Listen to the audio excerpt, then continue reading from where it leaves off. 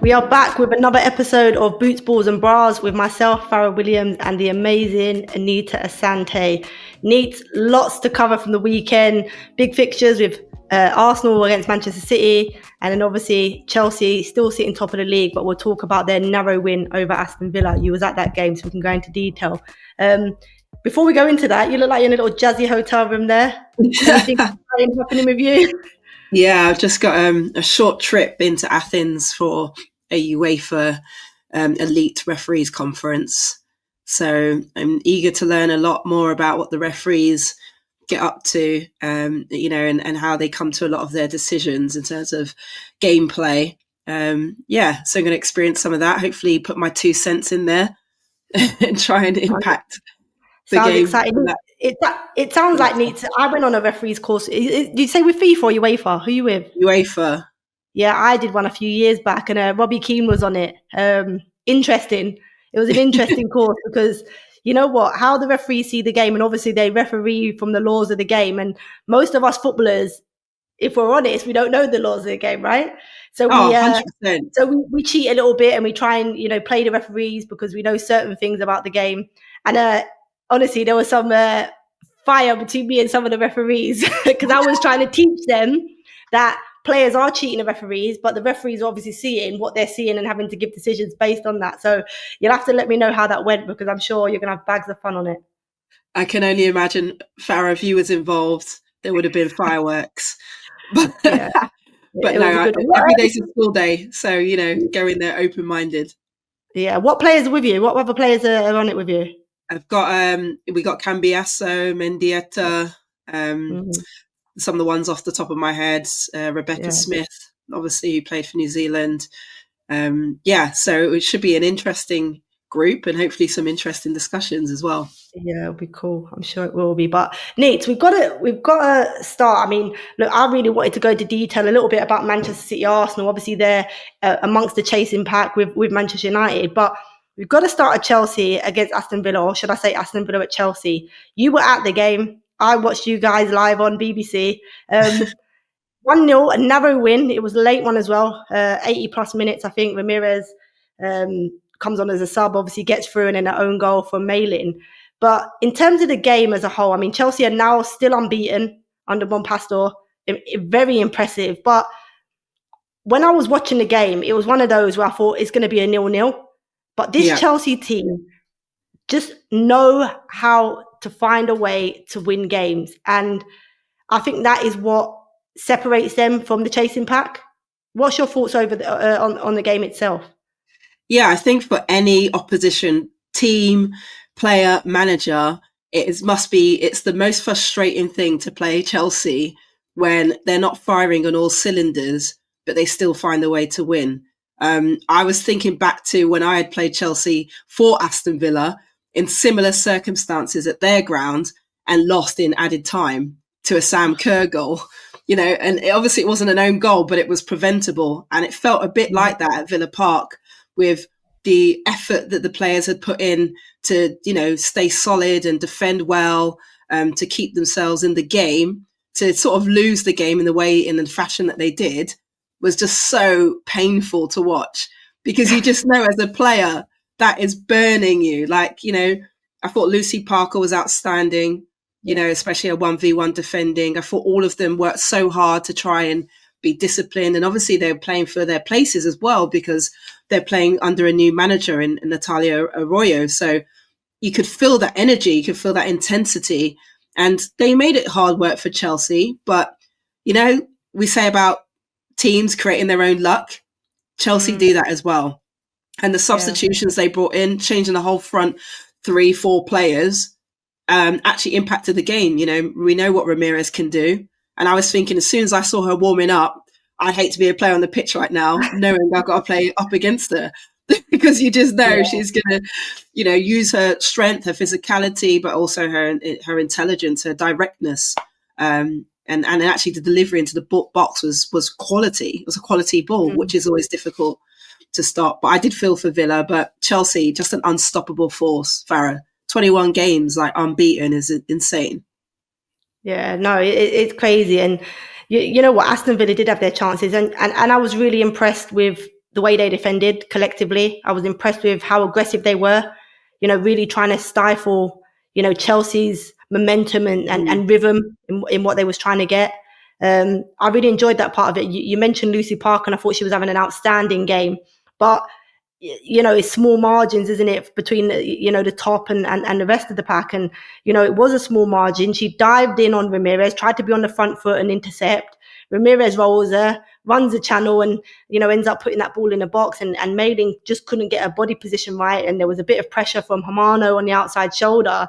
So it was either Mailing tries to clear it, and as she tried to, it goes into the own goal, or Hamano would have just put it in the back of the net. But Chelsea were having, you know, in my opinion, they made a lot of changes, and I think that disrupts, you know, rhythm within the team. You could see that, you know, with those changes, they couldn't quite get those connections. Certainly in that final third area, they looked a little bit frustrated at times. Nothing really clear cut happened for them. But I think you're right. When you are able to change your whole front four, it certainly makes an impact. And I do think out of the two of them, I thought Ramirez and I thought Hamano definitely made an impact in that forward area, in terms of Hamano. She likes to get around people and press, but she's got such composure, likes to play forward often. And, you know, you've got somebody like Ramirez who can run the channels for you and is willing to do that with aggression.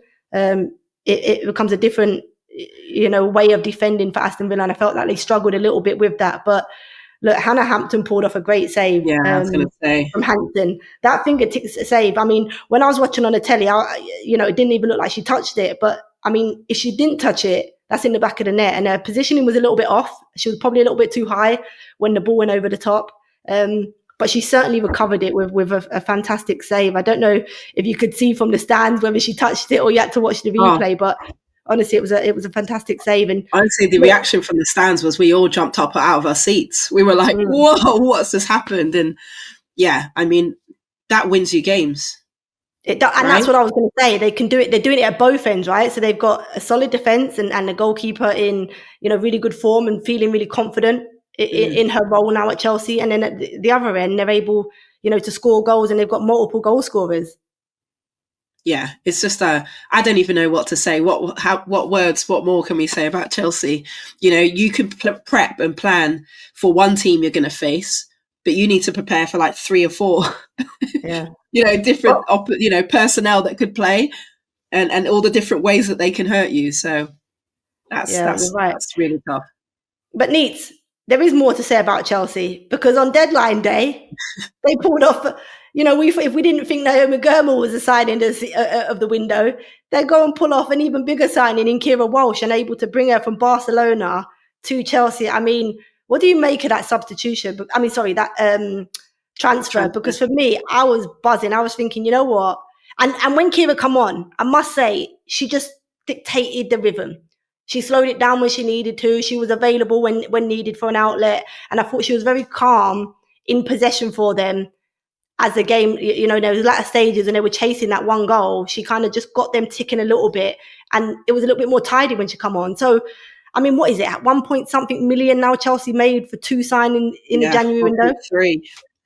1.3 million. And also, I mean, this has got to be the most exciting, one of the most exciting, if not the most exciting transfer windows I've ever seen in a long time, in terms of the spending capability as well from Chelsea, but the world-class quality as well they've attracted back to the WSL. Obviously, it's great to have Keira Walsh back in the WSL on home soil ahead of the Euros. I think that's really exciting. It's also, you know, people can go, why are Chelsea bringing in players like this? Well, despite the depth they have, they've also had an injured Kadisha Buchanan, who started the season off very well at centre back with Millie Bright with her ACL. And Sophie Ingle is also out, who can typically play in that lone defensive midfielder role. So it makes sense to bring someone like Keira Walsh into the team, who can offer, you know, similar qualities and also help them in their charge for a Champions League trophy, right? You know, and she's just a class player. I love watching her play. She just makes the game look, you know, like everything is slowed in slow motion, which is a very hard thing to do, but because of her quality on the ball. And yeah, you know, fair play to them. they just keep making the things interesting. If anything, we should be asking, why didn't Arsenal, for example, why did they miss out on these players? Because there's a lot of talk about Chelsea and their spending on these players, but there are other teams in the hunt for those same players. Yeah, no, I would agree. And look, there's been, when you listen to people, they're talking about, the way that Chelsea are spending. Can anybody keep up? Is it going to ruin the women's game? I mean, who's to know whether it does or it doesn't? But for me, they're leading the way in that department in terms of bringing real quality to their club and trying to be what Arsenal once were, right? Because Arsenal were the team that everybody would follow, and they still are. They still are that team that put seats on bums, and they still, you know what I mean? They are the women's team that everybody does follow. But Chelsea seem to be leading the way in terms of transfers and really trying to build a squad that is capable of competing on all fronts. What's your thought then on whether it's good or bad for the game if we, with this amount of spending, and what it does for, I guess, the chasing packs, probably, second, bottom half of the table, stroke championship clubs, in terms of them being able to compete if they do get into WSL? And what's your take on all of that? I think that two things can be true at the same time. Of course, there is a certain level of a gap between the top, 3, 4, 5 clubs maybe that are trying to invest more in terms of players, salary and resources in that area compared to the rest in the WSL and even the championship. So, that bridge in that parity, we still need to find that kind of balance. But at the same time, when we talk about progress and elevating to the next level, Chelsea are a club that are showing that ambition. They're showing that they really value their women's team and what they can do. And they're showing that commitment to the continued investment that is only making the game more attractive. It's making it more attractive even from a grassroots level in terms of encouraging more young girls into football who maybe want to have a future in football as a career.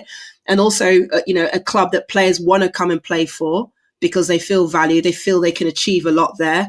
And I feel like, it's an easy excuse to look at the team that is doing all of those things and not look at the clubs that aren't and could and maybe should, because I don't know how you feel about this. I got questions, recently, people saying, but what about the sustainability aspect, of the spending and all of that?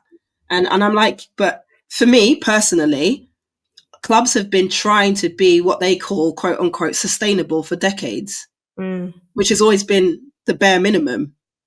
Yeah. Right. So for me, I'm like, if even if one club put in the equivalent of one of their like top, male players, I don't even know, week salary, whatever, their transfer fee into that season budget, it would make a significant difference, I think, to the improvement of that one club or that one team. And depending on how they spend the resources, whether it's medical, so you keep your players fit and on the pitch, whether it's more coaches of good quality coaching your teams, whether it's playing at better grounds, right? There's lots of ways to be innovative and still compete. We just talked about Villa and Chelsea. They're not the same in terms of what their spending is, even though they spent, a lot of money this season on Gabby Nunes, for example, but they are still competing. It's still competitive. That was a narrow win, would we not say? So I don't think we can say the league is not competitive as such. Yeah.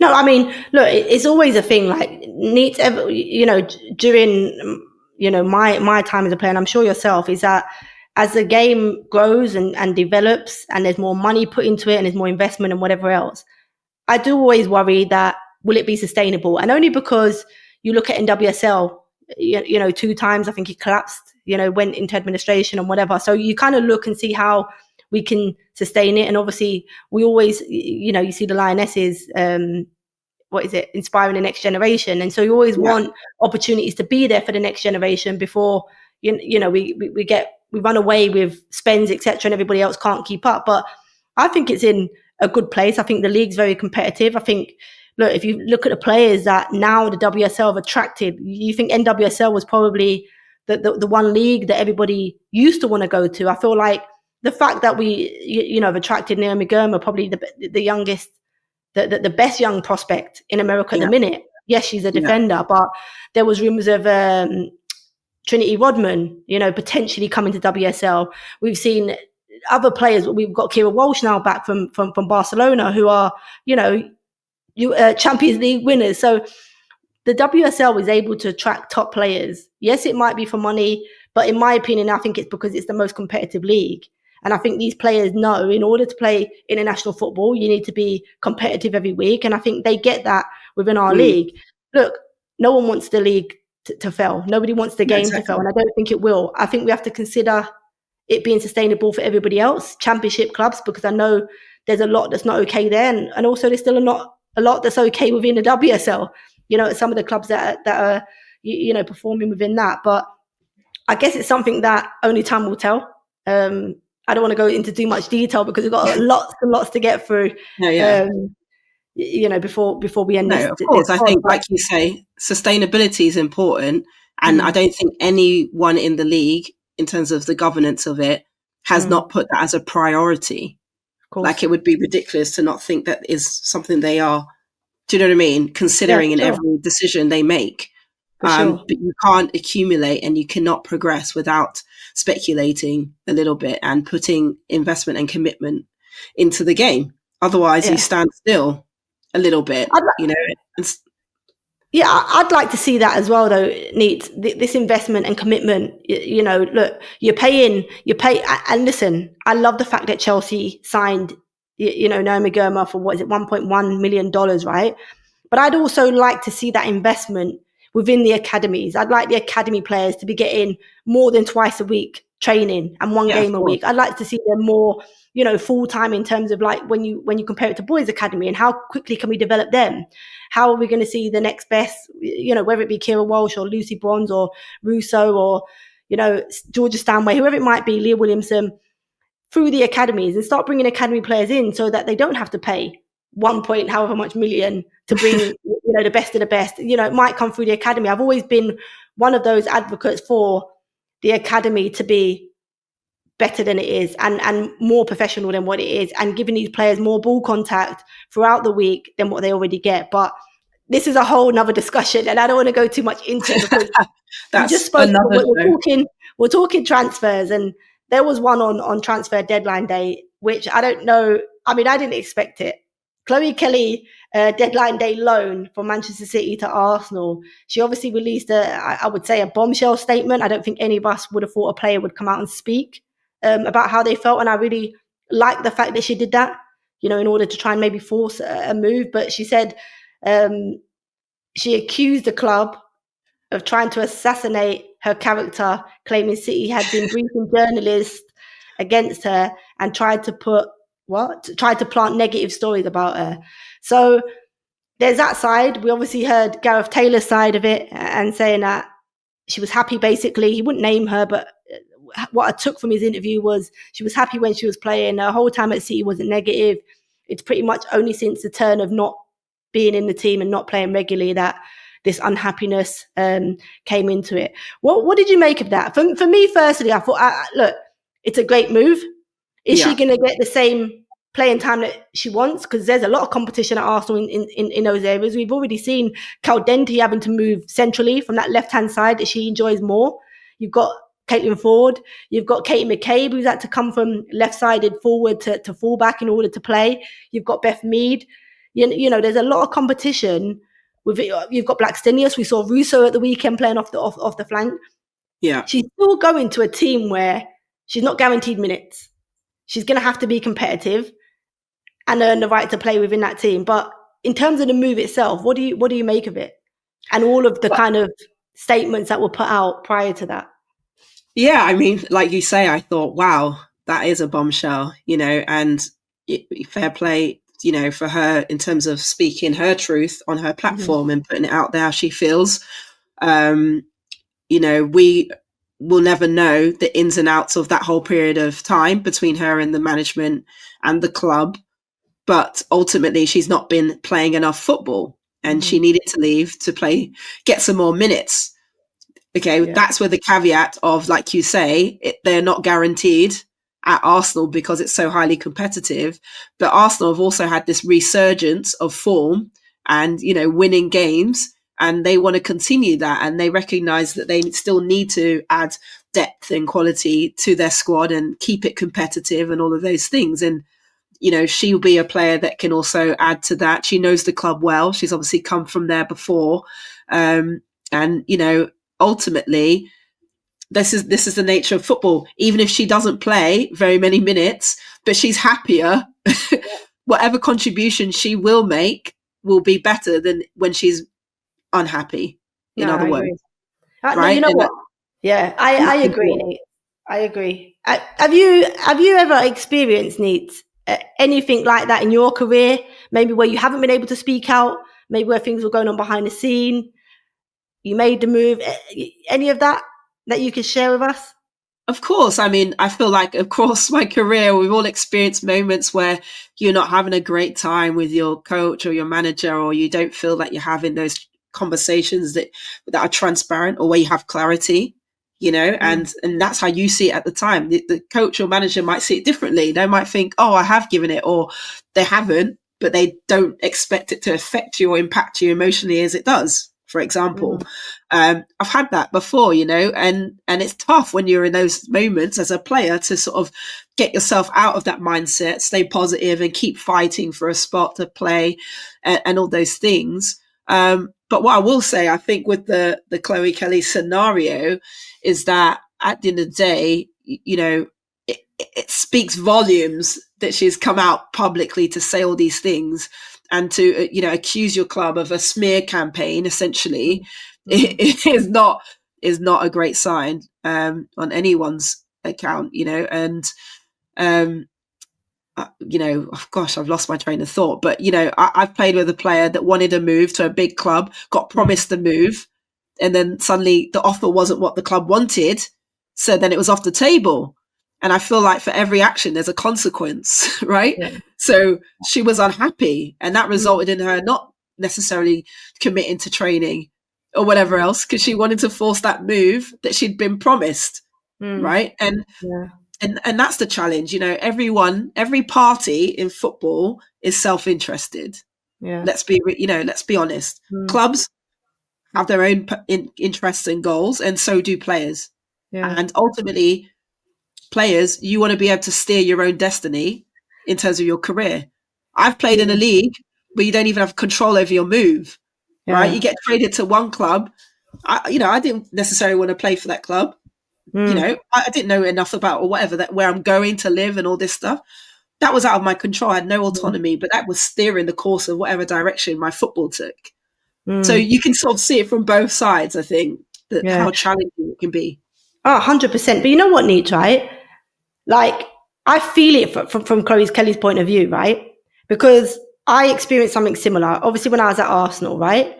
Fell out with the manager, whatever was going on behind the scenes. Obviously, I wouldn't say that I was in the best place because I wasn't. So I'm not saying I was 100% professional in things that I was doing away from the training ground. I would say I was professional when I come into training. Away from that, I was in the right headspace, and I was unprofessional, right?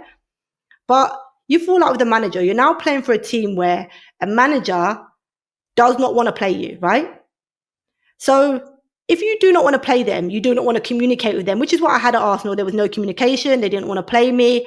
They actually embarrassed me in a preseason friendly. They really tried to belittle me and my character, take away my footballing side of it, right? So you try and get a move. So at the time I was trying to get a move. I was like, look, we're going into Euro 2017. I was trying to get a move. They wouldn't let me leave. I was on a 2-year contract and I was going into my second year. They wouldn't let me leave, having no intentions of wanting to play me, right? So I don't want to be at the club. I'm unhappy. You're not getting the best out of me. You don't want to communicate with me. This is only going one way. But they're in control of that because they have your contract, right? Yeah. I remember we're going into the Euros 2017, hadn't played football, played centre-half or sweeper, whatever you want to call it, for a period of time. If I did get any minutes, other than that, didn't get much. The manager of England at the time, obviously, with my experience and having played for England for so long, I was still fortunate enough to be a part of that squad that went to the 2017 Euros. So whilst I'm in the Euros, I wasn't playing much of a part, having not played for club. Makes complete sense. I'm with my agent and we're trying to get a move, and For me, I wanted to stay local to where I was. I was obviously living in St Albans, and I was trying to think of the teams that I was 33 at the time or 34, and I just wanted to play football. And I remember saying to him, look, I've watched Reading against Arsenal. I was sat on the bench, and Reading played a style of football that I quite enjoyed watching. Granted, they didn't have top level players, but in terms of attitude, application and all that, really liked what it looked like. He was trying to get me a bigger move. I didn't want a bigger move. I wanted that move. I wanted to just go and enjoy football again and retire from football. Now we're talking Reading. You can imagine the salary I was on at Arsenal. You can imagine, the sort of extras that come with an Arsenal contract, i.e. paying for your house, i.e. paying for car, i.e. whatever. Reading don't have that sort of money. And I was prepared to take a massive pay cut in order to go and obviously not have those extra benefits on the side. Arsenal were trying to block it. They wanted Reading to pay a fee for me. They wanted them to pay my contract out, right? Which is never going to happen. They haven't got the money to pay out the contract. I'm taking more than half of a cut in terms of salary just so I can go and play football and enjoy it. So I can see Chloe Kelly's frustration, because even though Gareth Taylor don't want to play her, she's still a contracted player. Ideally, he doesn't want her to go and play for another top team that are competing with them. Yeah. So he potentially can block it and the club can block it. But if as a manager and player, there's no communication and there's a complete fallout, I don't understand the benefit of the club keeping a player. And that's what it sounds like. I'm reading into things and I'm trying to relate it to a scenario that I went through as a player coming to the end of my career. And they do try and put a block on it by making it difficult for other clubs to basically, bring you to their club. And it was a big mess. I eventually got the move that I wanted. But yeah, it was difficult. So I can imagine as time and the game has grown and developed and there's more money in it and more at stake, I can imagine it to be even harder. So in my opinion, it was really brave of Chloe to come out and speak, because obviously fans will have a perception, right? Media will have a perception of that player, and they'll question that professionalism. They'll question things, and players are never able to speak. So, just on that point, especially women, especially female athletes, like we rarely get the opportunities to really speak and say what's happening or how you're feeling. Do you know what I mean? Is affecting those decisions or whatever. So I agree with you. I feel like it was very brave. But she got a move. I was going to ask you actually, Farah, when you were feeling like that, and how were you? How were you around the group? Because I know you said you were professional. Oh no, I was fine. It wasn't my teammates. Look, I was going through a lot off the pitch, so there was a lot that I was trying to hide and paper over and pretend nothing's happening away from the pitch. Very difficult to do that when you're not able to talk. And I kept everything as a secret, and I didn't want to talk, and I didn't want to be open, and I didn't want to search for that help that I needed at the time. And I was in a really bad place, to the point that I was probably really depressed. And, how I was living at home, I don't really want to open up about it, but it wasn't okay and it wasn't normal, right? Sure. But when I went to football, you try and be that same bubbly character, but I couldn't kid myself. As much as I was giving all I could, and I still felt that me in that way is still as good as somebody else, because you do, right? When I look back on it, I was nowhere near my best. I didn't deserve to play. All of these things, I knew that, and I should have sought help. But I was no different in and around training, and also being, what I'm like as a player. If I feel there's something within the group that isn't right, I would always speak up. I was still that person that was prepared to sacrifice that and speak, even if it meant that it puts me in a worse position. But I was fine. There was teammates that obviously wouldn't speak up. You get that. It's difficult. But as I say, I got the move in the end. It was just a difficult period being in there with a manager that would walk past you in the corridor and not even flicking say good morning. You know what I mean? So it becomes really difficult, and it becomes awkward for other players around that as well, because they don't know how to act. And I get it. But as I say, I'm glad Chloe got the move that she deserves and wanted, and hopefully we can see her on the pitch soon. But we have to talk, Neat, about that game, because Manchester City lost 4-3 to Arsenal. They were 2-0 down within the opening 10 minutes, Manchester City. And for me, watching that game, we talk about there's been injuries, obviously, to Bonnie Shaw and Vivian Miedema, etc. But Alex Greenwood's injury, in my opinion, has been the biggest downfall to how Manchester City play. I mean, they've conceded more goals. They've lost more games without her. I think they went like 13 games unbeaten with her, and like they kept the most clean sheets of her in the team. And since her injury, they just seem to be like a pack of cards just folded all at once. You know what I mean? It's like, what is going on there? I mean, Arsenal, for me, were the better team. There were moments for Manchester City, but I felt Arsenal were by far the better team. Would have felt completely hard done by the penalty against them. They'll probably argue that that's two in 2 weeks, because they're still probably frustrated about the Chelsea penalty. And then the following week, they get another penalty that, in my opinion, this one was clear and obvious it was outside. Last week's one, there's a lot of grey areas around it. But, I mean, in terms of Manchester City, what does this do for Manchester City? They're sitting fourth now, with Arsenal in third and Manchester United in second. What does this do for them in the rest of the season? Because they are way, way, way off of it. Yeah, well, firstly, I love that you're giving a defender massive props there. Yep, always. In Alex Greenwood. Always. Yeah. No, but, I was going to say, I feel like Manchester City have not addressed the fact that they have slow starts to games. Mm-hmm. They're sleeping. Do you know what I mean? It's not the first time this season that they're conceding goals within the first 10 minutes, 5 minutes of a game. So that's a big problem for them, because when they start having those head-to-head matches against the teams where those fine margins really matter, we've talked about Arsenal, Chelsea, Man United, you cannot afford to have those slow starts, in my opinion. So that is one contributing factor. The other contributing factor could be, I'm not saying this is the case, but all the noise that has just happened with Chloe Kelly and everything that's been going on there, I don't know whether or not that's affected the whole group dynamics, do you know what I mean?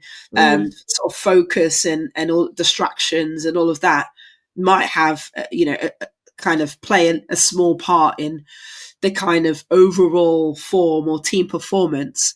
But thirdly, I think it's we can't underestimate, like you just mentioned, the key contributions of players like Alex Greenwood in the way that Manchester City want to play, the rhythm, the relationships, the consistency of minutes that she's had in that partnership with Lia Alexandri, for example. Because even Lia Alexandri, a player that we have both bigged up and said how great she is, has looked well below par, in my opinion, these last few games. And I don't know why. I don't know if that whole, maybe she's going to Barca, maybe not thing has been in the back of her mind or around the club and a bit of noise, or it is genuinely just because of the relationships they have established so well playing together. She looks out of sorts for me. And they've had to adapt, obviously, with new personnel coming in, Miedemar, although I think Miedemar's having the most impact or contribution in the way that she's playing to this Man City team. She's actually lifting them in the moments to fight back in those games. It's hard to pinpoint, but it feels that it's more than just what's on the pitch, in my opinion. It does feel a bit like there is something more happening in the group, emotionally, psychologically, whatever it is. No, you know what, you're bang on, and that's what I was going to add. I was like, sometimes I think, look, City have been playing the same way for so many years. A part of me is like, is there something behind the scenes that isn't quite right and sitting right with players? And, they still, what it's like when players can get together, whether or not they want to admit it, if they fall out with the manager, they can make it really difficult for them. I mean, I experienced that at Reading as well. I remember my last year at Reading, players weren't happy with the managers and performances were bad, and you start pointing fingers. And then actually when it comes down to playing, you just haven't got those connections. You just haven't got that same camaraderie that you would have if you was, in it together. So you can definitely see that at Manchester City, that they're struggling. I mean, Bunny Shaw's back now. We saw her come on. They started to play a little bit different with her on the pitch, but we know Lauren Hemp is still to come back. So they have got a few injuries. They've brought in some signings, but I would agree. I think it's more than not being able to execute a game plan. I think there's a bit more going on, because City have been so off of it in recent weeks, to the point that they're not really recognisable. But we have to need, because I don't want to go too much on Manchester City, because actually Arsenal, I thought, were very good, and obviously Arsenal have got injuries as well. We know that Ford was injured. We know that Kim Little was injured, and Russo had to play out of position on the left hand side. Caldenti had to play more central. So they had Katie McCabe suspended, so they had to rotate that. I thought Lotte Wubben-Moy coming in. I thought she had a fantastic game, in my opinion. Obviously got the goal. Blackstenius comes into the team in the absence of Ford, and Russo has to shift his positions. When you're a team that are together, right, and you have injuries, the way that Arsenal have, or suspensions, you're able to adapt. And this is the difference. This is what I'm trying to put on the fact that Manchester City, yes, they've got injuries, but they don't look like they're together. Renee Slagers has literally put this Arsenal team, and they've needed it because they look so together. They look like they want to fight for each other. They look like regardless of any adversity or whatever, they're still going to fight and be present and show up. And, whether it's Renee Slagers or whether it's the players collectively that have done that, this is an Arsenal team now that I can recognise, and they have an identity and they have a togetherness. And this is the Arsenal that we used to know all those years ago, that regardless of any nonsense, they know how to perform on the pitch, right? They know how to come together and win games. And they've shown that under Renee Slagers. And, it's a complete opposite to what Manchester City have been able to do with their injuries. What's your take on that? Yeah, I think what you've presented is the complete dichotomy between the two teams. And that is Man City, is a team that when they are going through a rough patch and a bit of adversity, don't seem like they're completely together. And therefore you start playing more individually, and then you start making more individual errors because you started to go away from, their game plan or the way their connections.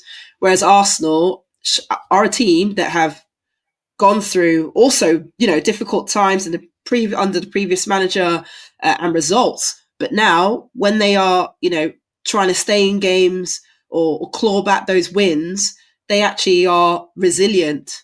They have character. They are adaptable, as you say, but they also look like they're enjoying their football, which fundamentally, I think for all of us who've been former players, is like, you can do anything when you feel good on the pitch, right? And even the things that you didn't like doing, and maybe that's the position you have to play or the role you have to play for your team.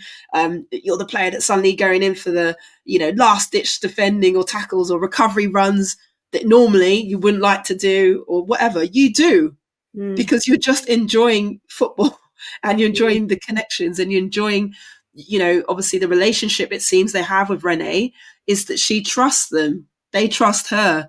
And now I think that they're getting the just rewards for all of that, So you hit the nail on the head really with that. I think that's what we're seeing. Those are the two kind of contrasting pictures for both clubs. Yeah, most definitely. Look, I mean, imagine going 2-0 up, back to 2-2, 3-2 up, and then that penalty that goes against them that was never a pen, they could have easily have folded. Yeah. And I think that's what I'm talking about. This is an Arsenal team that still believes, still have the confidence, still want to push for that goal, and eventually, they got that, and it was a massive 3 points, and it's obviously put them in third. I think they were in third going into the game anyway, just ahead of our Manchester City on goal difference. But I thought it was another magnificent win for them. But that pretty much rounds up the game. We saw that Liverpool got a win. We saw Everton 4-1 winners over Leicester. That was massive over the weekend. I don't know if you saw that one, Anita. Manchester United, they dropped out of second and then went back into second because they were evening kickoff. They beat Tottenham 1-0. Wasn't the most entertaining, but again, they get the win, and Manchester United are really pushing. Right, Neat, enough WSL talk. We have the Adobe Women's FA Cup 5th round at the weekend. We've got quickfire. I'll name which teams are playing. I'll tell you who I think is going to win. You say who you think is going to win, and we'll quickly fire through them. Right, Villa Brighton. I'm going Villa. I'm going Villa. Wolves Man United. I'm going United. Man United. Rugby Borough versus Liverpool. I'm going Liverpool. Liverpool. Crystal Palace versus Newcastle. Close one, but I'm going Palace. I'm going to go Crystal Palace as well. Yep. Portsmouth versus Sunderland. I'm going to go Sunderland. Sunderland. Manchester City Leicester. I'm going to go Manchester City. Manchester City for me as well.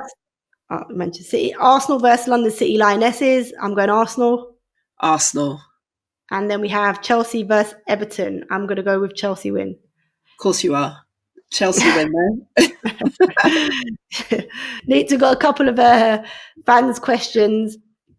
Hi Jens. Hopefully I think I've done that right, has a question. She said, do you think Taylor has made a huge mistake with Chloe? Well, not in the context of the situation now. Not if you've got an unhappy player and the relationship, there's a breakdown in the relationship, then no. And she spent the whole season not really playing. She played one game. Yeah. So I don't see it changing. But in terms of the context of Man City and wanting to challenge, then yeah, they've lost the top quality player there, I think. And you need depth in all those positions. Yeah, no, I would agree. I mean, if it wasn't for the fallout, look, we know how good Chloe Kelly is and certainly can be. But yeah, I think given the fact that there has been a breakdown somewhere, I wouldn't say he would see it as a mistake. I think if you want to be competitive and have the best players in the league, I think it's a huge mistake, because we know when Chloe Kelly and Lauren Hemp off the left and the right with Bunny Shaw, if they had a fully fit squad and there was no fallout, I think she would be a regular starter. So yeah, I mean, only time will tell, right? And then we've got another question from Stark_Emily. What's been the best experience since retiring for you both? Oh, can't say going on holiday to Barbados. Yeah, you most definitely can say that one. The best experience, I think, the Euros. Yeah, I was going to say that. From a football perspective, being part of the coverage for the Euros and actually witnessing, the Lionesses lift the trophy at Wembley, has to be that, right? Yeah. I was going to say that. I was going to say pitch side at Wembley, watching them beat the Germans in the final. Unbelievable experience, one that I'll remember forever. And then I guess just having the freedom to do as and what I want when I want to do it, and not being on a tight schedule. Well, I have to say also, because obviously that came before Gigi arrived. That's why it's in that order. But then obviously the best thing obviously was Gigi arriving in our lives, as well. I've got to say that, because of course, you better, guys. We better have a good editing team to edit all that out and put Gigi first. Get in trouble later. No, I'm really joking. Neat. That pretty much rounds up this weekend. I mean, enjoy your couple of days in Athens. Hopefully, you can come back and educate me a little bit more about some of the reasons why referees give decisions that they do. We will see. But guys, thanks for listening to BBB. Remember, subscribe, like, and comment. We'd love to hear more about certain topics, players, insights. Let myself or Anita know, or even put it on the BBB Insta or Twitter, and we'll try and discuss those topics for you. But we'll see you again next week.